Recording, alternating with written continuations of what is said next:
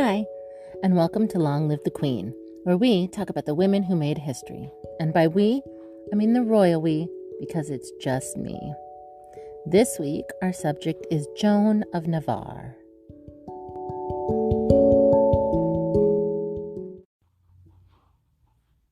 Joan of Navarre was born in 1368, the daughter of King Charles the Bad of Navarre and his wife, Joan of Valois. Charles the Bad was the son of Philip the Wise and the father of Charles the Noble. So what went wrong with Charles the Bad? I guess it skipped a generation.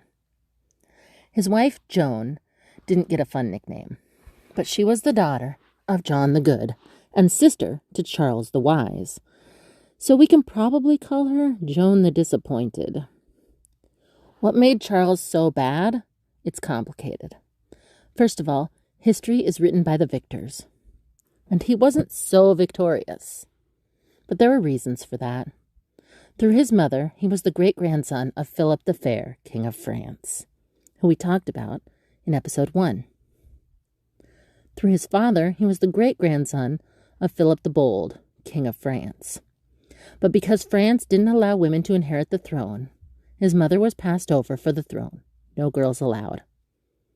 He could have inherited through his father's line, but the Valois line came before his father's line. In short, for him to be the King of France, he had to inherit it through his mother.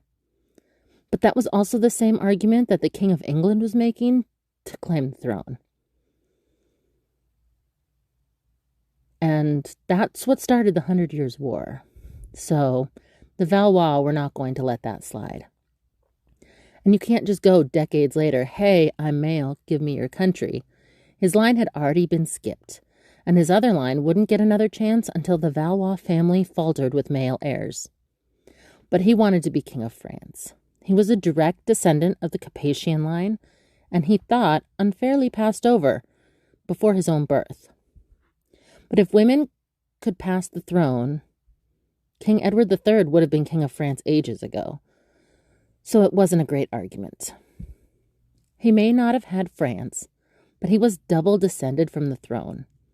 He wasn't poor, or even just noble. His mother was the Queen of Navarre, and he was her heir, the future King of Navarre. Not too shabby. He liked to say he was born of the fleur-de-lis on both sides. That's just a fancy French way of saying his parents were first cousins once removed. His father had married his own cousin's daughter, and they had him. So red flag number 1. Charles the Bad had been raised in France since his birth in Normandy. He had made a few trips to Navarre in his childhood, but he didn't live there or even speak the same language. His father died at 37 while on crusade in Granada, when Charles was not quite 11. And when he was just 17, his mother also died at 37 of the plague. So now Charles was a 17-year-old orphan king whose parents had both died at 37. He was probably feeling very much middle-aged and still a teenager. He had a lot of things to do and not a lot of time with which to do them in. He had to travel to Navarre for his coronation, but for the first time it was not done in the traditional Latin, because Charles was very French and not clergy, so he didn't speak Latin. He also didn't see Navarre as home. To him, Navarre was the place that he was going to use to supply the army for him to get to be King of France. But the Valois were unlikely to let that happen. They were pretty settled in by now and attached to the throne of France. He decided that he needed a Valois wife to make his plan work, so he married the daughter of the man he hoped to depose.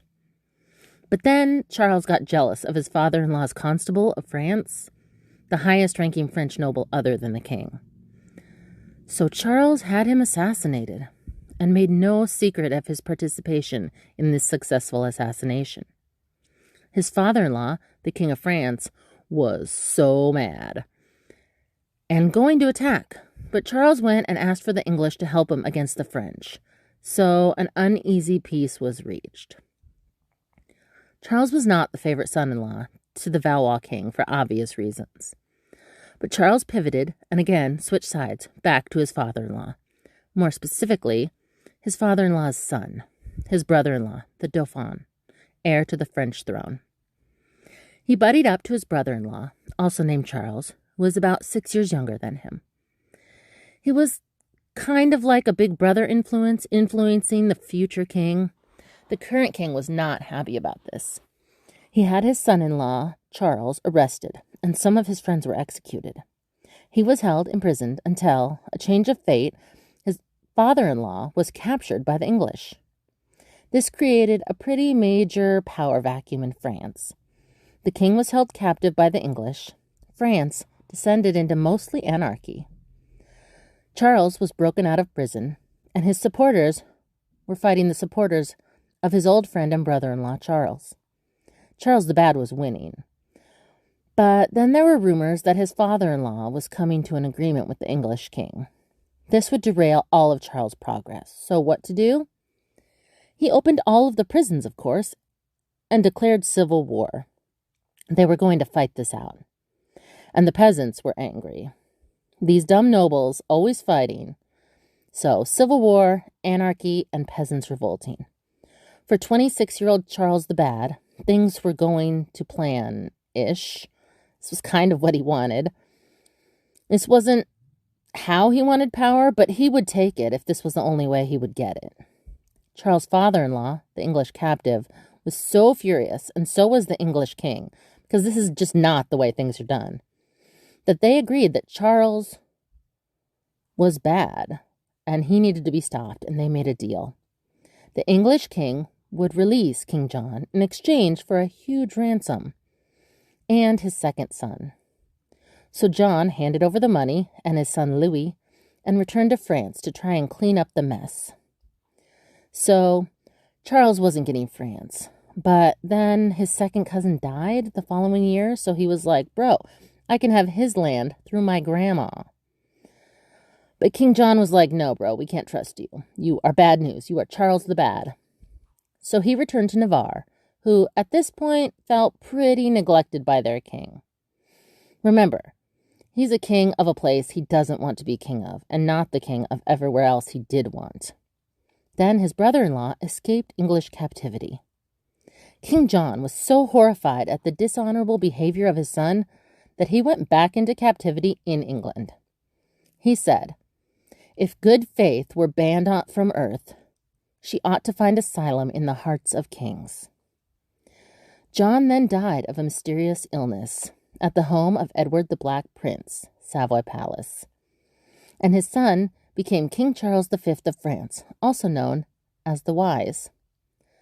This was the mess that our Joan of Navarre was born into, the niece of the King of France, the daughter of the King of Navarre, and the cousin to the future King Charles the Mad. Joan of Navarre was born in Pamplona, Navarre, now Spain. Yes, that Pamplona, with the running of the bulls. She had 4 older surviving siblings and 1 younger sister. Joan's mother died when she was just 5. Her childhood probably wasn't the most secure feeling, with her father wanting to be king of anything except Navarre, which was the only thing he was king of, and her mother only around for the first 5 years of her life. We don't know how she felt about her marriage to John, Duke of Brittany. Given her chaotic father, she was probably somewhat thankful to leave Navarre behind her. Joan was 18. Her new husband John was 47, just 7 years younger than her father. 47-year-old John had been married twice before, but still had no children. His first wife was the daughter of King Edward III, Mary, but she died just 2 months into the marriage, some kind of sleeping sickness. Second, he married Joan Holland. No, not the Joan Holland we did an episode on. Same family, same name, different Joan. Joan, at 18 years old, was probably in the hopes of providing an heir for the Duke. The year after Joan married, her father's chaotic reign ended when he died. He died kind of horribly. Charles the Bad, having fallen into such a state of decay that he could not make use of his limbs, consulted his physician, who ordered him to be wrapped up from head to foot in a linen cloth impregnated with brandy, so that he might be enclosed in it to the very neck, as in a sack. It was night when this remedy was administered. One of the female attendants of the palace, charged to sew up the cloth that contained the patient, having come to the neck, the fixed point where she was to finish her seam, she made a knot according to custom. But as there was still remaining thread, instead of cutting it as usual with the scissors, she decided to burn it off with a candle, which immediately set fire to the whole cloth. Being terrified, she ran away and abandoned the king, who was thus burnt alive in his own palace. So, bad luck for Charles the Bad. That sounds awful. Joan seemed to live up to her role of having heirs for the Duke. She had Joan in 1387 and Isabel in 88. But in December of 88, 1-year-old Joan and 3-month-old Isabella died, both in the month of December. We don't know of what. The infant mortality rate of the time was fairly high, and children dying was just seen as an unfortunate part of life. Because they both died in the same month, we can probably assume it was some sort of illness. It was, I'm assuming, all very sad. They were back down to no surviving children. Almost exactly a year later, Joan had another baby that they named John. The next year, she had Marie, and the following year, she had Margaret. Duke John was feeling pretty secure now. His heirs were all still babies, but he had them, and probably more on the way. John pretty blatantly attempted to have a friend of the French king killed. He wasn't trying to hide his involvement. The assassin fled back to Brittany.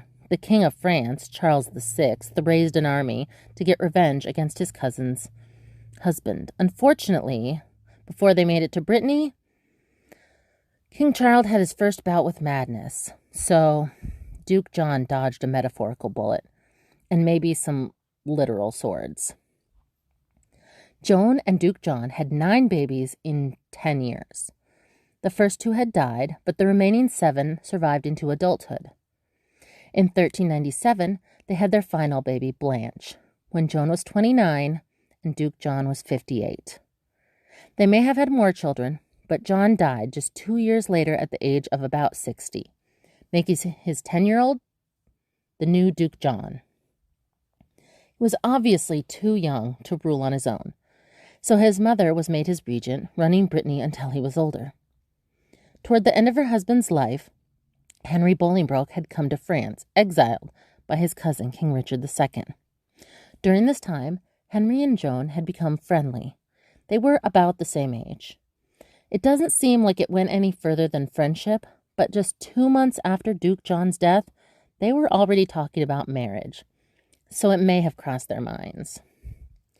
Also in that time, Henry had returned to England and deposed his cousin, King Richard. He was now the tyrant King Henry IV. Tyrant didn't mean the same thing then as it does now. Tyrant, back then, just meant someone who took the throne by force. It had nothing to do with kindness or popularity. King Henry IV had a lot of public support for the throne. But he deposed King Richard, so by definition he was a tyrant king, just like his grandfather Edward III had been, who had deposed his own father. King Henry had lost his first wife and had many children already, just like Joan. They seemed to have a relationship based on mutual affection. This was likely a love match, and that's rare for the 14th and 15th centuries, so it's what I like to see. Joan said yes, she would marry King Henry, but she couldn't right now. She was still running Brittany for her young son, and on top of that, they would need 2 papal dispensations to get married. They were third cousins, but that wasn't the biggest problem. The bigger problem was that the Western Schism was still ongoing. If you listen to the Anna Bohemia episode, you may remember that there were 2 popes. The French papacy, followed by France and Navarre, was Joan's pope, but the Roman papacy, followed by Italy and England, was Henry's pope. The couple did not share a pope, and they needed permission from both of their popes to make it legal and okay with God.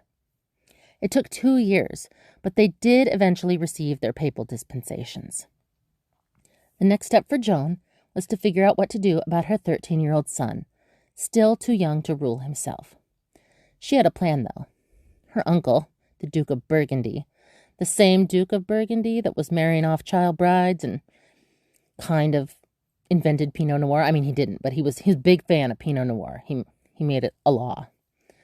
He was already helping to rule France because Joan's cousin, King Charles, was more often mentally ill than mentally healthy.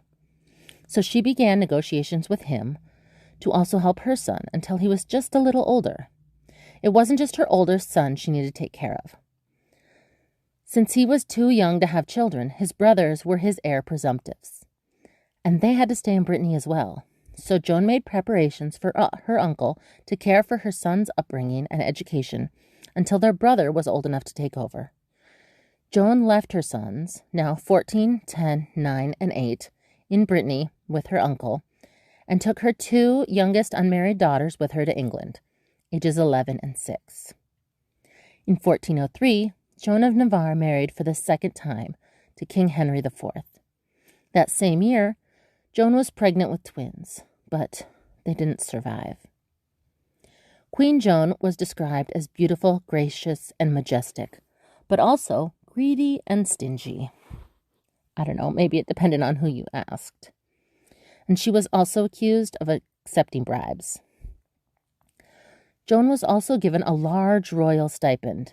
At one point, it was about 1/10 of the royal expenses, which is a pretty large amount of money. She was already wealthy, being a dowager duchess, but she became one of the wealthiest women in the country. 3 years after their marriage, the English had a strange turn of events. Scotland was having their own civil war. It's way too much backstory to get into, and maybe eventually we will get into the Scottish line of family drama. Shoot me an email if that sounds interesting, because for the next saga I dive into, I'm just going to go with popular vote. So if Scotland sounds interesting, let me know. At this time, the King of Scotland was sending his only surviving son to France for an education. That was the cover story, at least. The truth is probably that Prince James was the last surviving son because his brother had died, probably murdered by his uncle. James wasn't very safe in Scotland, and his father, although the king, wasn't as strong as he should have been as king. It seemed like there was a plan to send James to France for safety, but they may have had to leave early. They left for France in the winter. Why? We don't know. For whatever reason, it was too urgent to wait until spring. While traveling to France, the boat of the Prince of Scotland was boarded by English pirates. When they found out Prince James was France-bound, they took him into custody and delivered him to the English King Henry IV. Scotland and England had not been friendly at all. This had not been the plan in order to keep Prince James safe. When King Henry heard that 11-year-old Prince James was going to France for his education, King Henry said that wouldn't be necessary. King Henry spoke pretty good French, and he could teach the Scottish prince. This was probably closer to a joke than serious, but in any case, James was going to live in England because that's who he had him, and that's where he was. Less than 2 weeks after Prince James was captured by the English, his father, the Scottish king, died at the age of 69, meaning that 11-year-old Prince James was now King James I of Scotland. The king is dead. Long live the king. In captivity in England wasn't the best place for a Scottish king to be. This was an awkward situation, an international incident. The uncle that James had probably been fleeing from was in charge of Scotland now in the young king's absence. The English could have tried to ransom the young king back to his country, but that was likely a death sentence. They could kill him, but he was the king of Scotland, and killing a reigning king, even though he hadn't been ordained yet, was not a precedence that King Henry wanted to set. On top of that, the Scottish king's uncle didn't really want him back. He didn't want to be responsible for his death either, so he didn't make much of an effort. If the young king died in England, his murderous uncle would be the next in line for the throne, and for him, problem solved. So what was King Henry to do? He decided that although King James was a prisoner, he was also to be treated like an English guest. He wasn't allowed to leave, but he was treated well. Maybe they could create goodwill with the still formative Scottish king and raise him up to be just a little bit English. For their part, the Scottish were like, "Oh, sad, you have our king. What will we do? Nothing, I guess." King James was now a prisoner, but also being raised similarly to the English royal children. Both of King Henry's daughters, who were close in age to King James, were already married. Probably kind of a bummer to the English king, who could have tried to figure out an English-Scottish marriage alliance, but alas, he was out of single daughters to use as child brides. But one of his daughters he had married to the Holy Roman Emperor, and the other daughter he had married to the king of Denmark, Norway, and Sweden. So, alliance-wise, he was doing pretty good. He just didn't have any more daughters. Plus, he was solely in charge of educating the King of Scotland. Queen Joan had 2 unmarried daughters from her first marriage, but they weren't of high enough stature to be married to a king, so they weren't really an option. They were later married to some French nobles. King Henry kept and treated well King James for the next 7 years, until King Henry died of some kind of skin condition.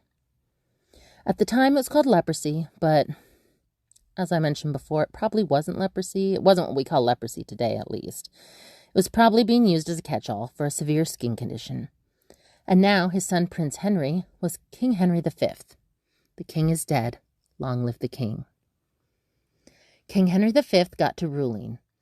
He was in a fairly good political position. He, at 26, was the King of England. He was the captor of the 18-year-old Scottish king. One sister was married to the Holy Roman Emperor, and the other sister was married to the King of Denmark, Norway, and Sweden. He also had 3 younger brothers, who were all unmarried, but seemed to support him. He had a good support system. So he decided to start back up the 100 Years' War, because they were English, and that's what the English had done for the last 75 years, so why change that now? Henry V had taken a little different tactic than his father with King James. Henry had him kept more as a prisoner than a guest, but he was a comfortable prisoner. King Henry went to war in France. Dowager Queen Joan was a wealthy widow. I imagine she thought she would just retire to the country with all of her money and enjoy the next decade or 2. While her stepson, King Henry, was away fighting in France, he let Queen Joan live in his residences. They were close. Since the king was not yet married, Dowager Queen Joan was still the highest-ranked woman at court. Joan and her stepson, the king, were quite close. So it must have come as quite a surprise when King Henry returned from war with a prisoner. The prisoner was Joan's son, Arthur, King Henry's stepbrother. Of course, the Dowager Queen tried to gain release for her son. This weakened her formerly good relationship with her stepsons to varying degrees, with her relationship with King Henry being the worst off. As stepmother, he respected her, but not if she wanted to identify instead as his prisoner's mother. 4 years later, Joan's son Arthur was still an English prisoner, as was the Scottish king. Joan had a turn for the worse when she was accused of witchcraft. Yeah, that did kind of come out of nowhere. It probably wasn't real. Joan was very rich and the highest-ranking woman in England. But the king outranked her and needed money for his war effort. And his stepmother had been identifying as his prisoner's mother, not as his stepmother. She wasn't being obedient, so she was accused of some things that could get you burned at the stake. But luckily for her, the king didn't burn her at the stake. He imprisoned her in a castle to live comfortably and took all of her money. Oh, look, war money! How lucky. This screams fake news. My guy was mad at his stepmom and took her money and said, "But you're just lucky I didn't kill you because I could if I wanted to. Go live in that castle." For her part, she just seemed to go with it. Like, Fine. I wasn't planning on going anywhere anyway. I'm a woman in my 50s, and I was planning to just hang out here in this free castle anyway. So King Henry was off to war again, and maybe to nab himself a bride. Henry brought Joan's son with him. He made a deal with his stepbrother Arthur. Arthur would convince his older brother, the Duke, to sign the Treaty of Troyes, and then he would be freed. Easy peasy, that's all he had to do. He did, and he was. King Henry left the meeting with a betrothal to the youngest daughter of the King of France, and a treaty saying that he was heir to the throne of France. So it was a good deal. But we talk more about that when we get to the Catherine of Valois episode. This was the sister of Isabel of Valois. When Henry returned, Joan still wasn't forgiven. She was still under castle arrest. But King Henry may have been maturing.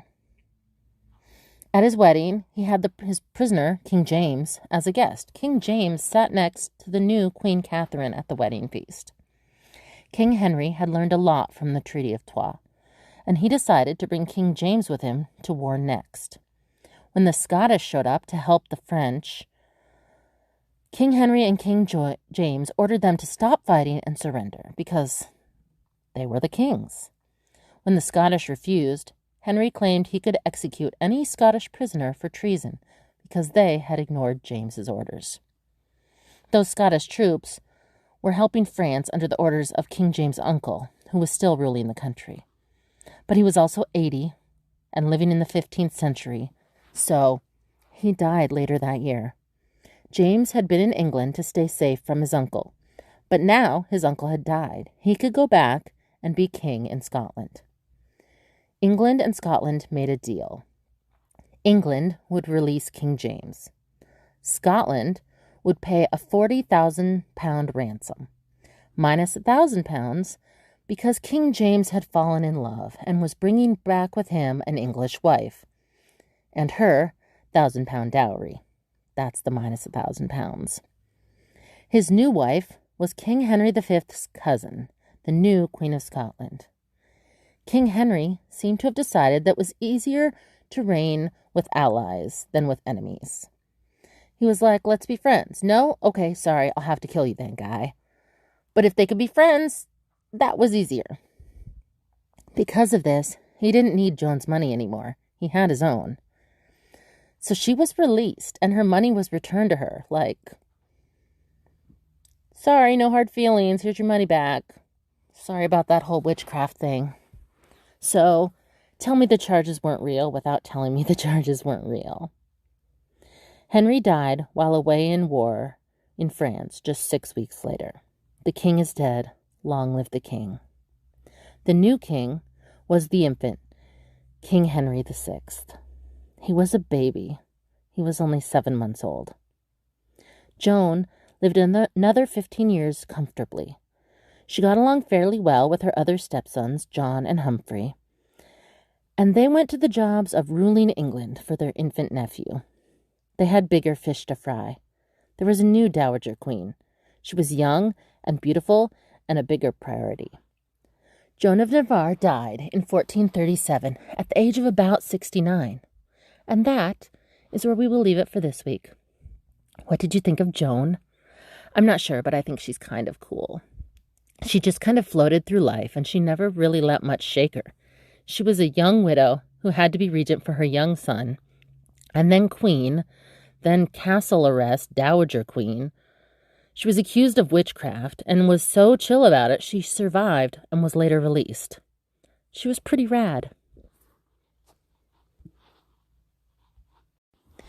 You can share your thoughts with me at longlivethequeenpodcast@gmail.com or on Facebook or Instagram at longlivethequeenpodcast. Also, shoot me an email about the next saga you want to hear about, because I'm going with popular vote. Some familiar suggestions might be France or Scotland. They have their own stories, but we could go in an entire different direction. Just let me know what you want to hear. Long live to all the queens out there, and until next week, bye.